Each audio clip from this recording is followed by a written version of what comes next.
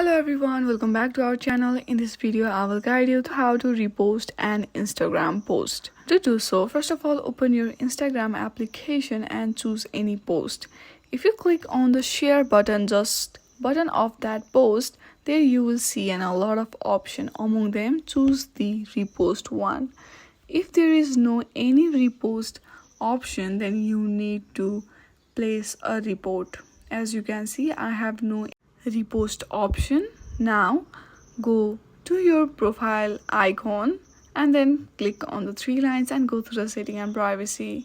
From here, scroll down to the last and click on the help and then select report a problem, and then you can report without checking. Now here, briefly describe that you want a repost feature in your Instagram. After you send this, Instagram team will help you out within the 24 hours. So in this way, you can easily solve this issue. I hope you like this video. If you like this video, then please do not forget to like and subscribe to our channel. Thank you for watching.